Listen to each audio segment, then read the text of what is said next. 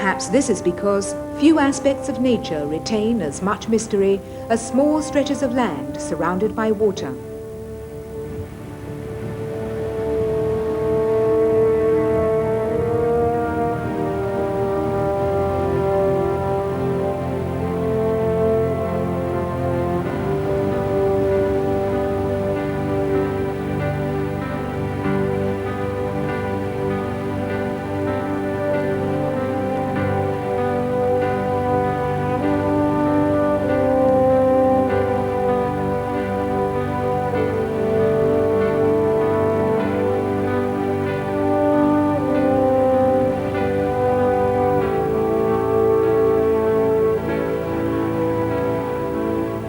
It is written in the classics and confirmed in the tales of ancient mariners that the Canary Islands possess a strange and fascinating history. They speak of a matriarchal society ruled by brave, fearless women. Herodotus, the Greek historian, recounts that after a 10-day journey from the Pillars of Hercules, he came upon a mountain so high it disappeared into the clouds. The Canary Islands are strategically located and serve as a crossroads to 3 continents: Europe, Africa, and America. Even today, there is speculation about the legend of Atlantis and the true origins of the Guanches, the first inhabitants of the Canary Islands. It's thought they're a mixture of Phoenicians, Berbers, and Egyptians who arrived on these shores to safeguard their secrets and their knowledge, to study the stars and to live in harmony with nature. And so today, in the 20th century, the mystery continues. Experts in the phenomena of parapsychology, lured by the island's spell, gather here to discuss the still unanswered questions.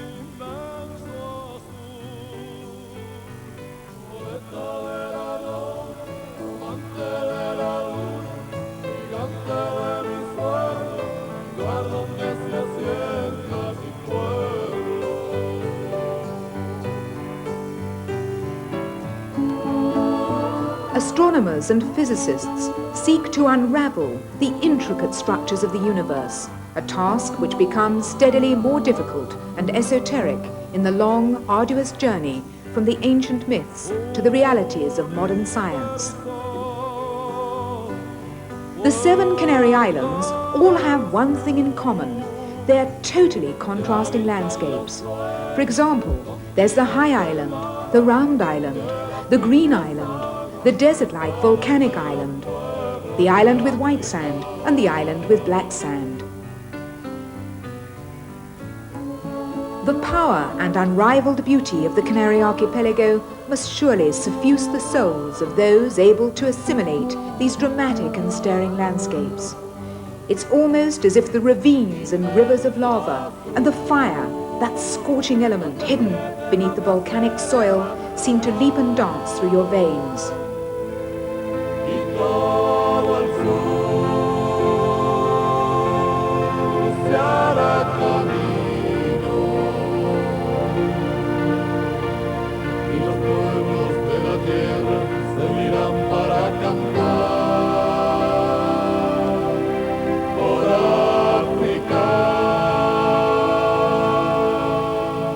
For countless centuries, steeped in myth and legend, the Canary Islands have looked upon the Atlantic Ocean as an open door in their ever-growing desire to establish contact with the rest of the world.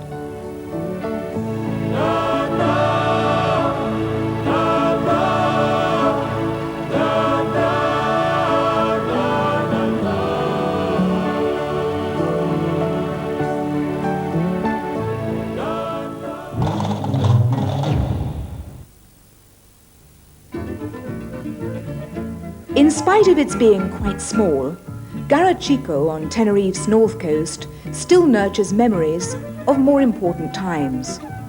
With great pride, its inhabitants have taken loving care of the riches which its historical and cultural past have bestowed upon them.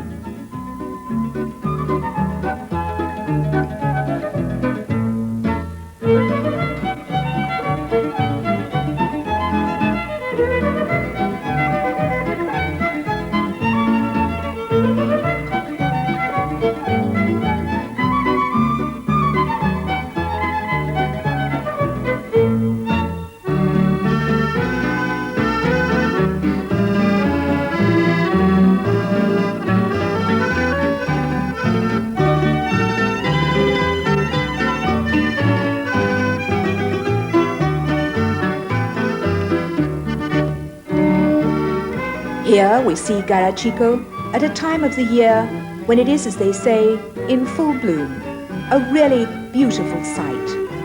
In the 16th century, Garachico was one of Tenerife's most flourishing business centres, with a busy port which linked the new and the old world.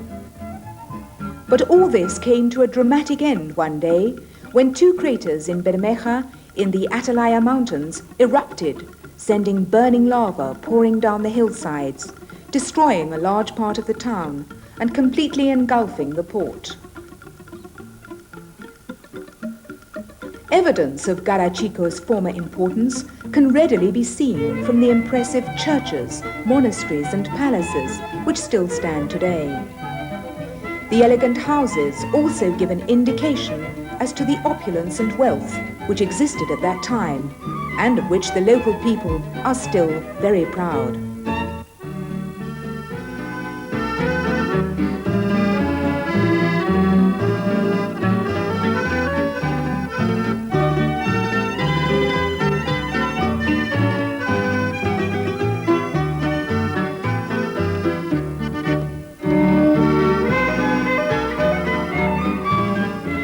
Although exposed to the sea, but closed off from other parts of the world, Garachico survived numerous attacks by bands of pirates. Its strategic location proved of great advantage in olden days, when huge sailing ships from all over the world called in to anchor there. Garachico holds a special attraction for visitors, mainly because of its unique setting and for the hospitality of its inhabitants. The food in Garachico is excellent, and the local wine still retains that unmistakable flavour it had so many years ago, making it world famous. It's a quiet and peaceful little town, where a swim in the natural pools or a leisurely stroll along the promenade and round the port are a must for every visitor.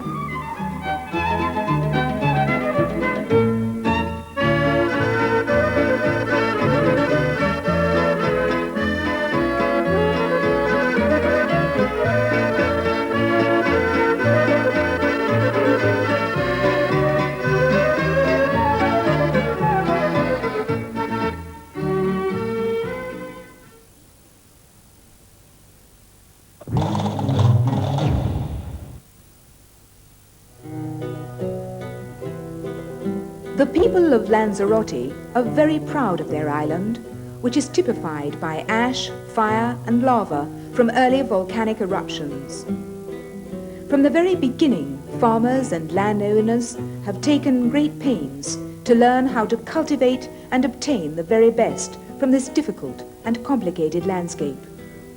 In spite of rapid tourist development, the local inhabitants have managed to retain that special atmosphere so unique to the island. The landscape artist and environmentalist Cesar Manrique, himself a local, is the island's first source of inspiration. His architectural influence, visible everywhere on Lanzarote, has greatly enhanced its already strange and natural beauty.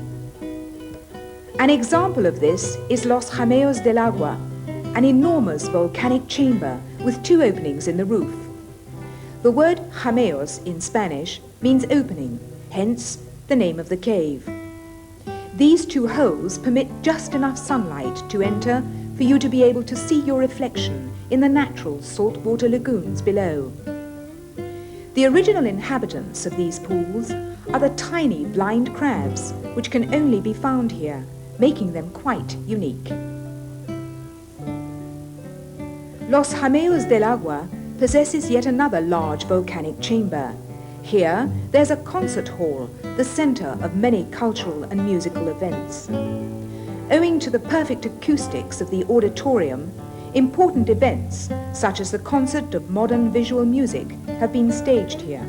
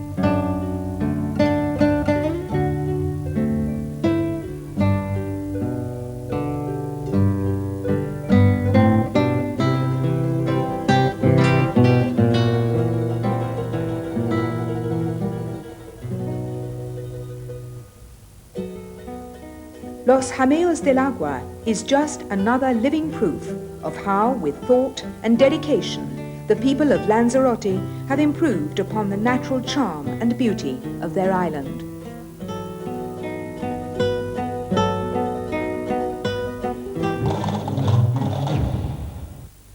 On a clear day, if you stand on Las Canteras beach in the city of Las Palmas, you can see all the way over to Tenerife and to the highest mountain in the whole of Spain, the Teide. Just to your left, your eye falls on the impressive contours of another mountain, though somewhat miniature in size. This is La Montaña de Galdar, at the foot of which you can see Galda and Guia, two towns with an interesting pre-Hispanic culture. Galda was once the capital city of Gran Canaria during the reign of the Guanche king Tenesor Semidan, who later, on becoming a Christian, was called Fernando Guanarteme. In the small patio of the Ayuntamiento, the town hall, we find the oldest dragon tree on the island. It was planted in the year 1718 and, as you can see, it's still thriving. One of the most outstanding places of interest for the visitor to Galda is, without doubt, La Cueva Pintada, the painted cave, an enormous 10-foot antechamber which was probably once used as a royal residence. Just outside Galda, we come across another fascinating archaeological site, La Guancha, a Guanche burial ground. Not far away from Guia, we find El Cenobio de Valerón, a collection of caves on 7 levels, where the Guanche priestesses, known as Arimaguadas, once tended the granaries of their ruler, Tamaran. Galda and Guia both enjoy a genuine small-town atmosphere, where families have known each other through generations. Every Thursday there's a market in Galda, where you can find a wide variety of local merchandise.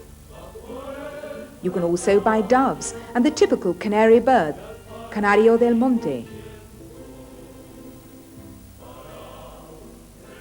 Something which the visitor to Guia must try is the well-known queso de flor. It's called flower cheese because the extract of the thistle flower, cardo, is used to give it its very light, perfumey taste. And while on the subject of souvenirs, in Guia you can find the beautiful intarsia canary knives. The steel blades are superbly shaped and the handles highly decorative. There's an obvious similarity here with Moorish art. Who knows, perhaps the inventor of these knives came to Guia as a slave from Africa during the 16th or 17th century. The handles are made out of silver bands, ivory and tusk, and only the black tusks from the goats of Fuerteventura will do. Originally, the knives were used by the farmers in this area, mainly on the banana plantations. They were carried in the belts or girdles in much the same way as Moor knives were used in former times.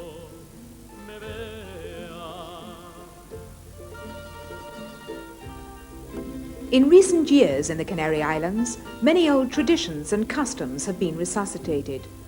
A typical example of one of these is the game of staffs, el juego del garrote. In Galda especially, quite a few of the locals enjoy this noble sport. On Tenerife, where the staffs are shorter and thinner, it's called el juego de palos, the game of the sticks. At first sight, it might seem to be a rather primitive sport, and that all you have to do is hit your opponent's stick. But there's a lot more to it than that. There are in fact a few dozen different forms of attack and counter-attack, and each one has its own individual name. The staffs themselves are made from eucalyptus and wild olive. The fighters must exercise total control of their movements in order to avoid harming their opponents. Such is the mastery of movement required in this old and noble sport that the real expert will avoid wounding his opponent when the staff is all but a few millimeters away from his forehead. The rules for this game are based on those of lucha canaria, canary wrestling, and both are considered gentlemen's sports. cuántas estrellas, ábreme la ventana.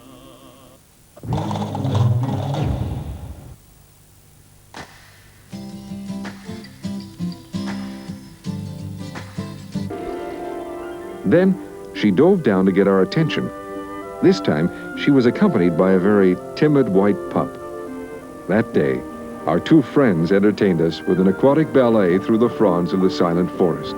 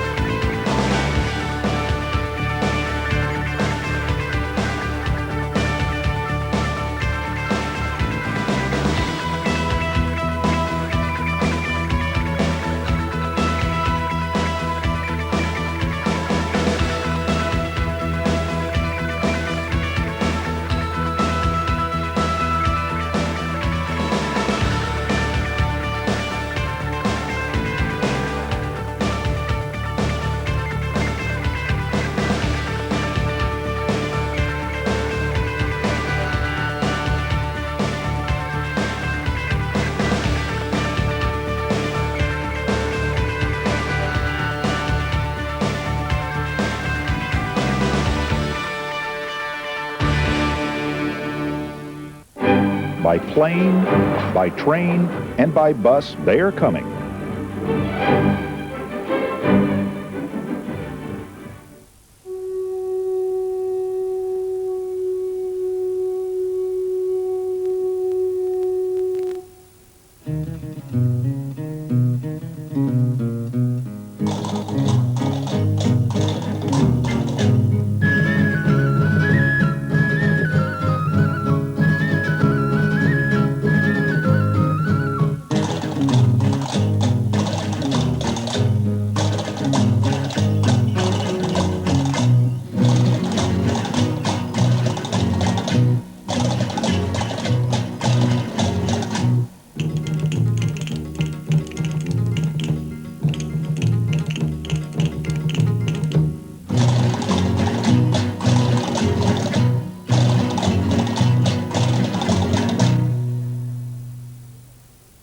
Focus on the Canaries invites you to marvel at the unique fire mountain on Lanzarote.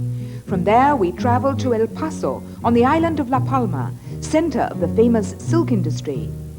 Later, over to Tenerife, to a harvest festival celebration in the village of Tegueste. Afterwards, we come back to Gran Canaria, to the Canarian village, El Pueblo Canario, the strange salt flats, Las Salinas de Bañaderos, and the historical town of Terror. Finally, through the magic eye of the camera, we return to Tenerife, to the romantic little seaside resort of Taganana. The mountain formation which first meets the eye here is called Timanfaya, the Fire Mountain. It's the result of an enormous volcanic eruption which lasted from 1730 to 1736. It took place in the south of the island of Lanzarote and was so violent that it totally buried villages, human beings, animals, and all the very fertile land. Today, this fire, with rivers of floating lava, is still here, buried deep beneath the soil. The epicenter of the eruption was found to be in the Timanfaya Mountains, in an area measuring 9 kilometers long from east to west and 6 kilometers wide from north to south.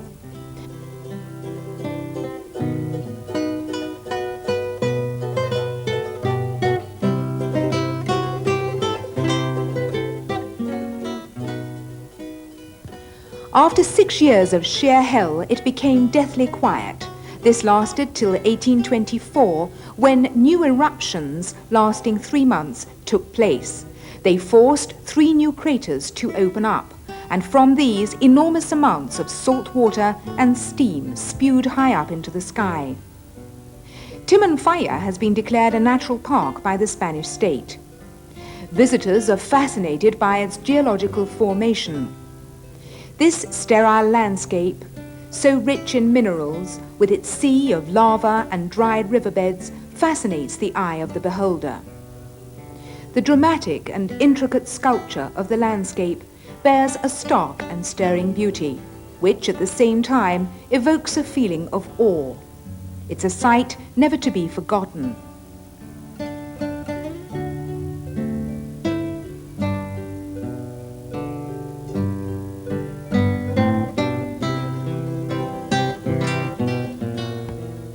Near the little island of Ilario, a restaurant has been built in keeping with the surrounding scenery. This is probably the only restaurant in the world which obtains its heat direct from the earth. And it has a very good name. It's called the Devil.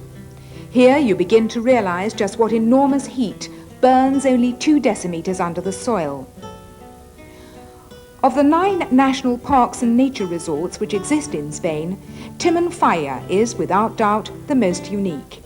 Here you can find nature's own volcanic museum, where you can study and admire the seismological power of the universe, formed in timeless beauty.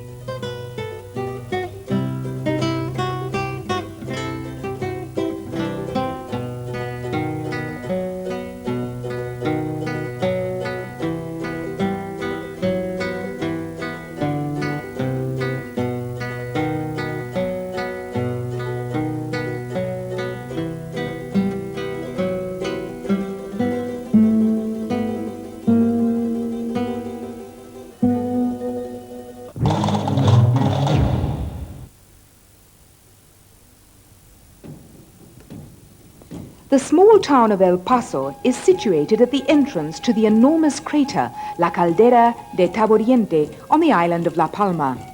It's the center of a fertile area, well known for its production of tobacco, wine, marzipan and silk. Here, almonds, figs and mulberries grow wild.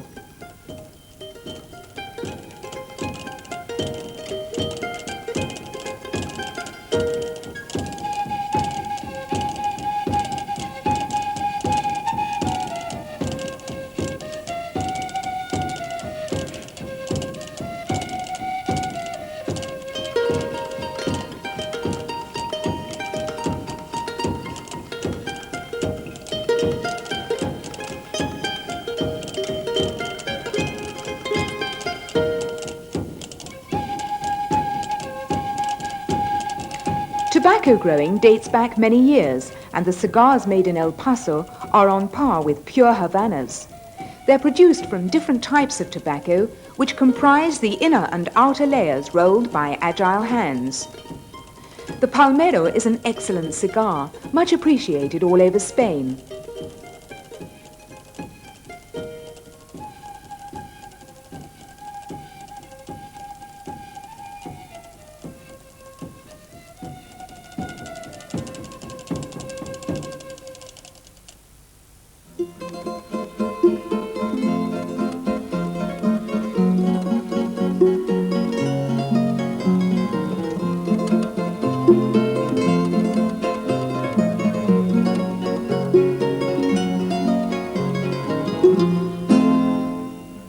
As far as silk manufacturing is concerned, the methods used on La Palma haven't changed much since the 16th century and are very similar to those practiced in the Orient. The chrysalis of the silkworm produces a glandular secretion, natural silk, forming a cocoon which contains a thread of between 300 and 400 meters in length. To extract the silk, the cocoons are placed in nearly boiling water so that the strands can be separated and then hitched onto a spinning wheel.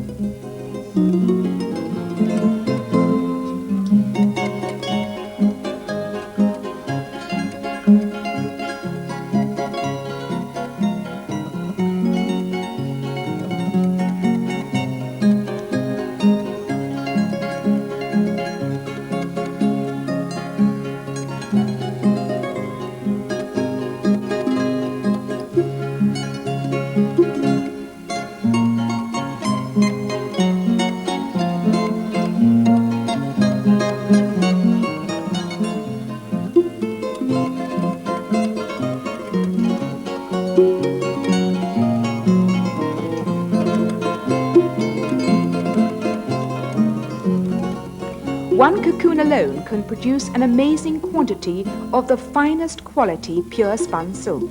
The only thing which remains afterwards is the dead chrysalis.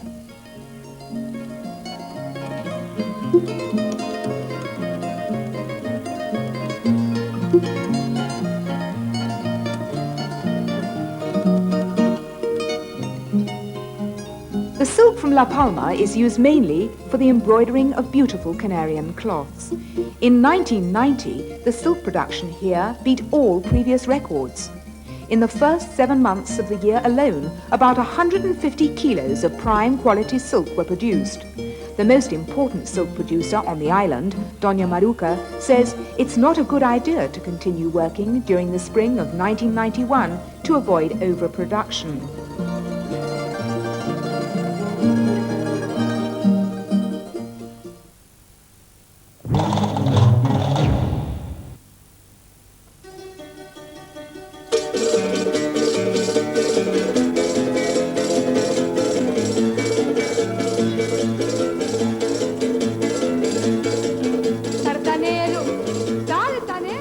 The so-called romerias are traditional festivities celebrated at harvest time.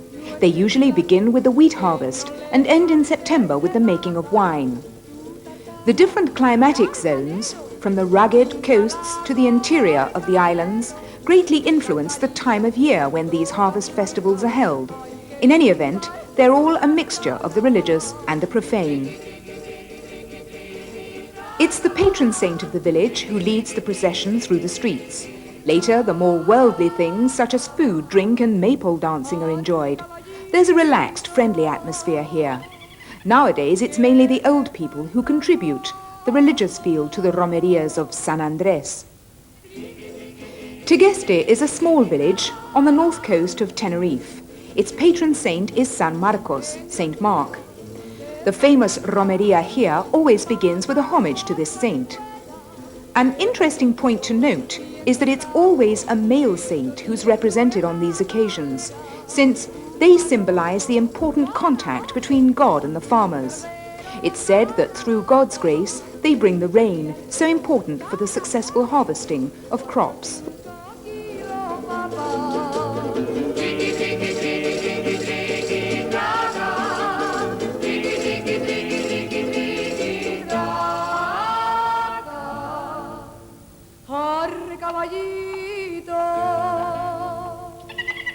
Que te falta poco. Triqui, triqui, triqui, triqui, triqui,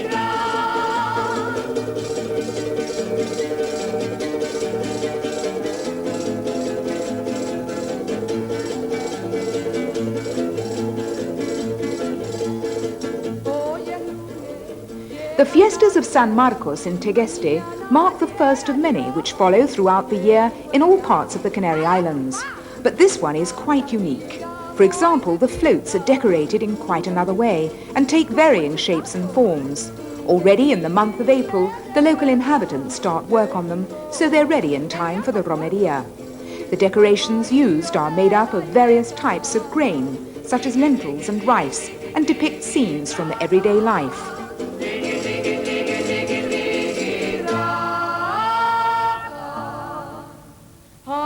Caballito,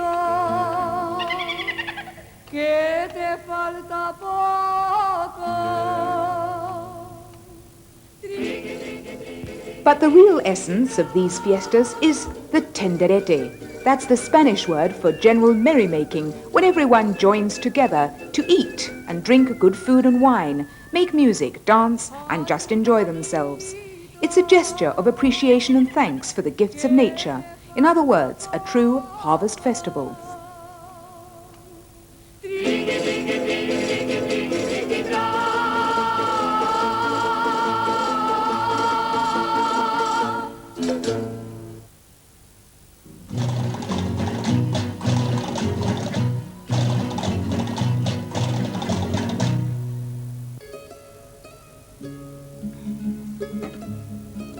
The Pueblo Canario is situated just a few minutes away from the impressive old hotel Santa Catalina in the Doramas Park, in the heart of the city of Las Palmas. The name Pueblo Canario literally means Canarian village, although it doesn't resemble one in any way at all. Instead, it could be better described as a beautiful stage setting created by a genius, a Canarian artist and theatrical designer. His name was Nestor de la Torre. All around the square, bordered with palm trees, we find souvenir shops selling local handicraft items, together with a flower shop and a Canarian restaurant, El Bodegón. Just nearby are the offices of CIT, El Centro de Iniciativas de Turismo, the tourist promotion board, where the visitor may obtain all the information he needs. Also in the Pueblo Canario, we find the Nestor Museum, where many of this great artist's paintings, drawings and sketches can be seen. Nestor, who was born in Guia in 1887 and died in Las Palmas in 1938, is considered the most eminent representative of Canarian modernist art. His paintings are characterized by strong colors and exuberant shapes which almost seem to leap out of their frames. In his pictorial works, Poemas del Mar, Poems of the Sea, Nestor interprets the varying shades of the sea at different times of the day. He painted monstrous fish and naked bodies entwined together in swirling tempestuous seas. In marked contrast, he also painted human forms, floating serenely beneath the surface of the water, enveloped in radiant light. But Nestor did not only create the Pueblo Canario. He decorated the Pérez Galdós Theatre in the city of Las Palmas and also the National Parador in La Cruz de Tejeda. As we mentioned earlier, he was responsible for the original designs of the typical Canarian costume. Every Sunday at 11 a.m. and Thursdays at 5 p.m, the Pueblo Canario is the scene of folklore dancing and music from the well-known group Roque Nublo. It was Nestor de la Torre who blended the original essence of the island costumes with influences of Greek and Italian origin to produce what is today the typical Canary costume. These beautiful costumes, the singing and the music played on the timple, the typical instrument of the Canary Islands, blend in perfect harmony, enhanced by the exquisite architecture of the Pueblo Canario, in the style which Nestor himself had always dreamed of creating.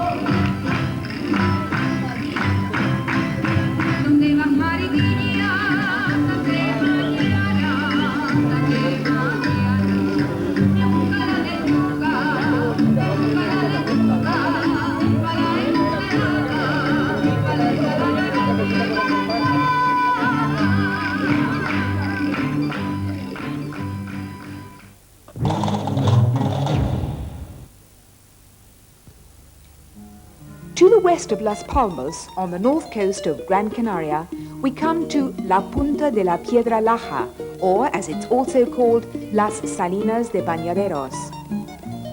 It's a strange stretch of land, measuring about 1.5 kilometers long, formed as the result of a volcano which erupted on the seabed thousands of years ago.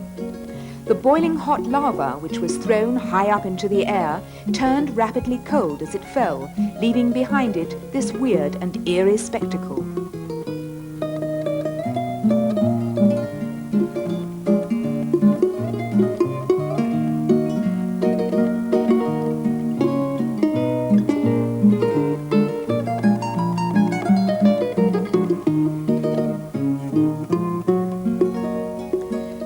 Petrified lava gives one the impression of a lunar landscape. For countless centuries, the sea and the wind have joined forces, eroding the rock and creating a contrast of sharp, rugged formations and smooth, sand-worn boulders, alongside the vast expanse of the salt flats. With amazing force, the sea lashes into the deep gorges of the rocks, sending jets of water shooting up through the craters, which subside seconds later before gathering momentum once again.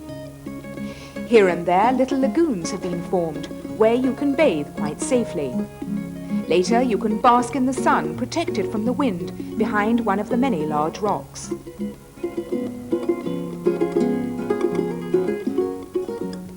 People from nearby towns and villages really enjoy coming to Las Salinas de Bañaderos, although the tourists en masse don't usually manage to find the path leading to this unique place.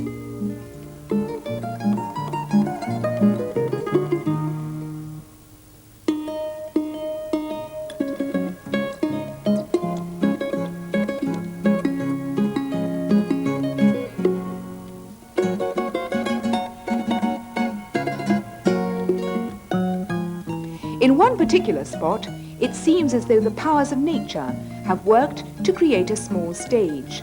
The waves have honed an amphitheatre out of the rock where people can sit comfortably and watch this scene straight out of Dante's Inferno. There are many interesting things to see in Salinas de Bañaderos, which takes its name from the salt flats. Long before the Spaniards arrived on these shores, the sea and the rocks had already formed the salt flats. One can only assume that the Canarian Aborigines, the Guanches, knew how to take advantage of them. But later, nature's engineering was copied by the islanders, and these days Las Salinas de Bañaderos supplies all the salt necessary for the people who live in the surrounding towns and villages.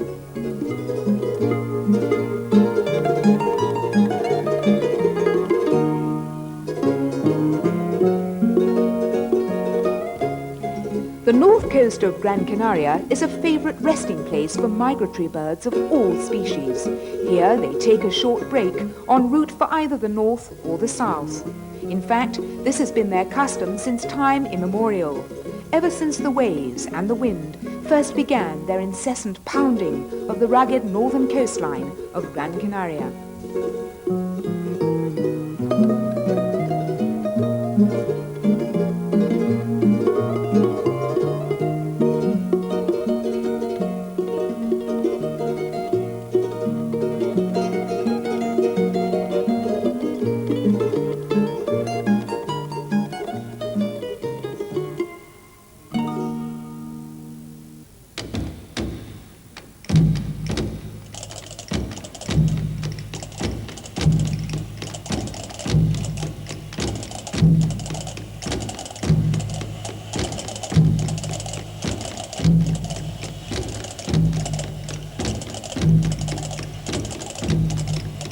About 21 kilometers outside Las Palmas, along winding roads which lead us deeper and deeper into the heart of Gran Canaria's countryside, we come to Teror, a town with a special significance for the people of the island.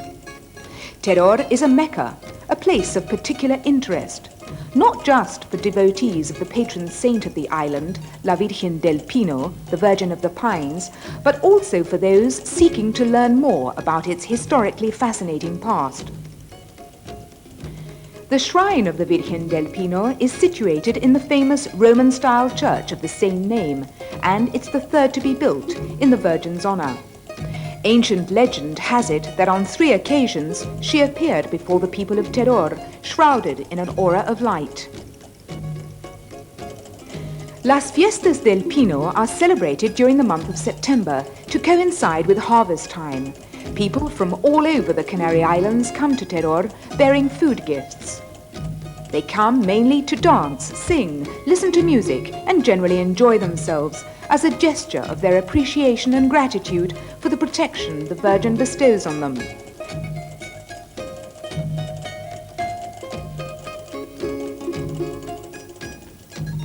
Teror is a beautiful, tranquil town full of old-world charm. Its inhabitants live mainly from agriculture, albeit on a small scale, or from breeding cattle. All the streets lead to the huge square in front of the church. Each step taken is living proof of the Canary-style architecture with magnificent handmade balconies and unusually tiled walls. As you stroll around the romantic little streets, you come across small squares where children play happily and old men and women pass the time of day, chatting in the shade of the ficus and laurel trees.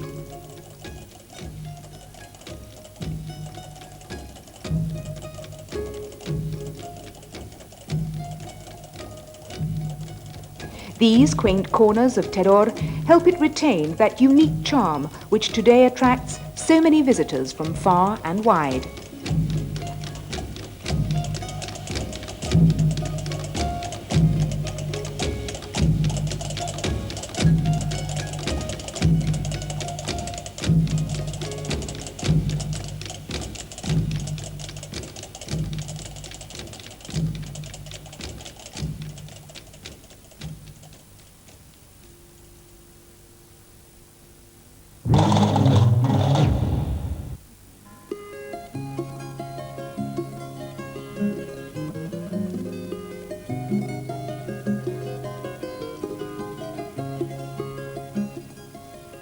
We come to Taganana along small, narrow roads which give you the feeling that you're at the end of the world, or at least that you've gone back in time. At one stage, the village was almost completely cut off from the rest of the island. But 20 years ago, when the road from Santa Cruz was widened, Taganana began to establish contact with the outside world.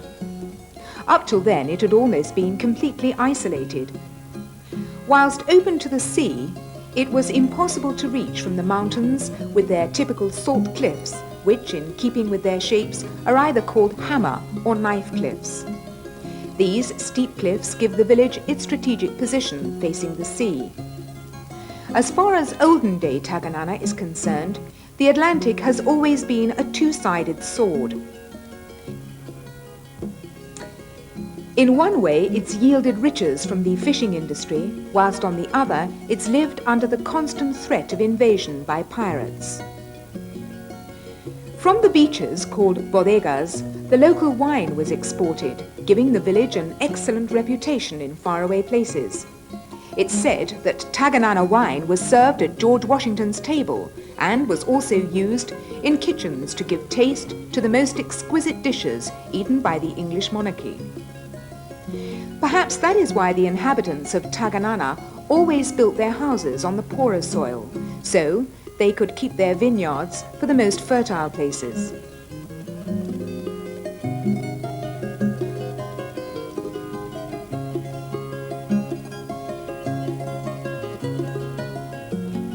Like so many other villages in the Canary Islands, Taganana also had to compete with the vineyards of Madeira. Nowadays, only wine for local use is produced there. In later years, avocado and other tropical fruit plantations were introduced.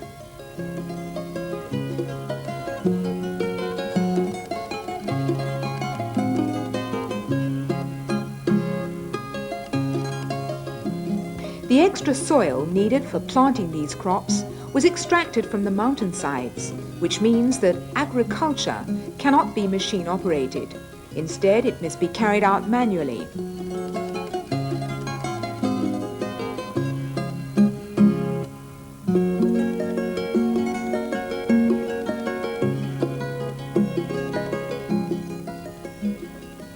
Taganana is shaped like a half moon, and the beaches are of black volcanic sand, giving a suggestive and stirring beauty.